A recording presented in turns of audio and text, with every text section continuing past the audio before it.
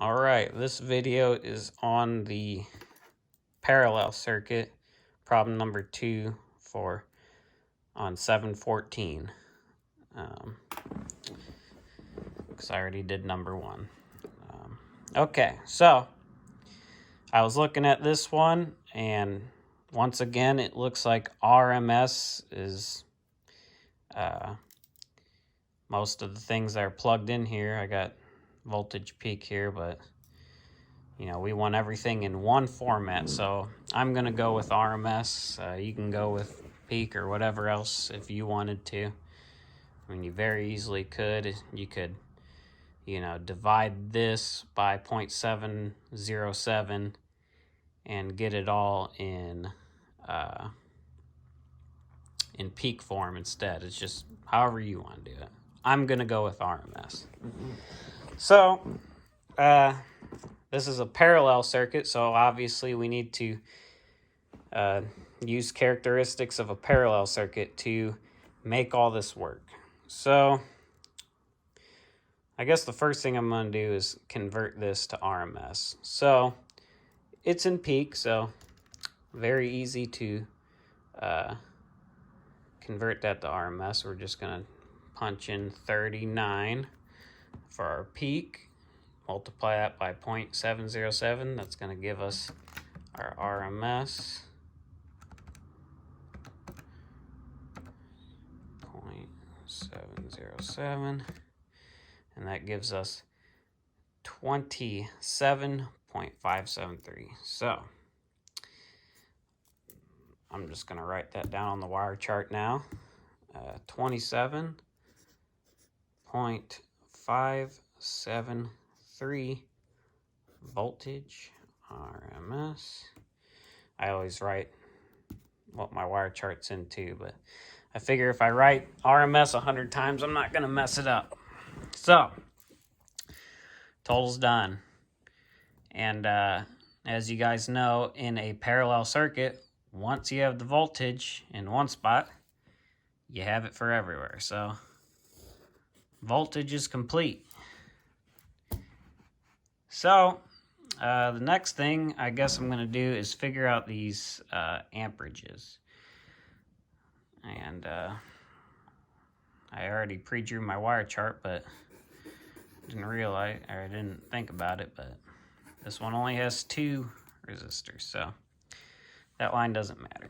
Okay, so R1, we have 16 milliamps root mean square. So I'm gonna write it in here. 16 milliamp root mean square. And for R2, we have 87 milliamp root mean square. Now in a parallel circuit, you guys know that amperages add up. So very easy, of course, we can just do 16 plus 87, 103. So that's our total, 103 milliamps root mean square. Okay, so I'm buzzing right along on this one. We got all of the amperage, all of the voltage, so well, now we can just Ohm's law to get all the resistance. So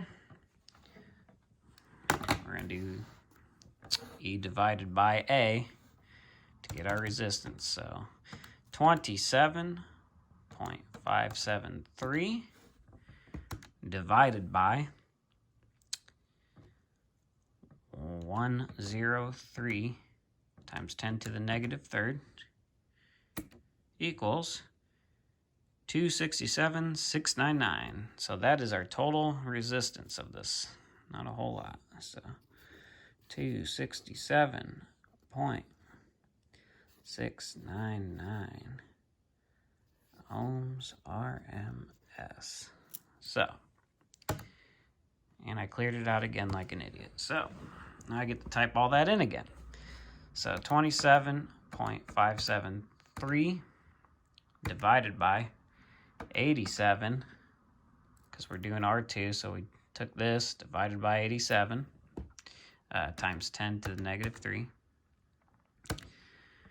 And that equals 316.931. So 0.931 ohms RMS. Okay, I'm not going to clear it out. I'm going to be smart this time. So just punch in the numbers I need. So the last one, of course, we take 27.573 divided by 16 times 10 to the negative 3. And that is, I must have punched something in wrong. All right, no, I didn't. I was sorry, I was mixing up parallel and series circuits. So this is 1.723 K. 23 K ohms RMS. So, just to verify everything is good, I like to look at the wire chart and make sure all the characteristics of a parallel circuit are there. So, our amperages, they add up. So, we're good there. Our voltage is the same throughout the whole thing. And our resistance, our total resistance, is lower than the lowest resistor on the circuit. So all the characteristics here, they add up. So to me, that's correct. So now we have our wire chart done in root mean square RMS. So now we can go up here. The first question they ask us is VR1 in root mean square. So that's very easy. The voltage, we figured it out in root mean square. It's the same throughout, so that's 27.573. 27.573. Okay, and then they want R1 ohms. Now remember, if they don't put peak or peak to peak after it, it's RMS.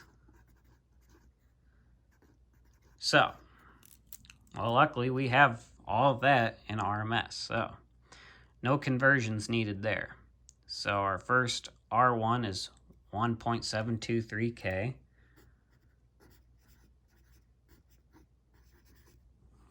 And the second one is 316.931.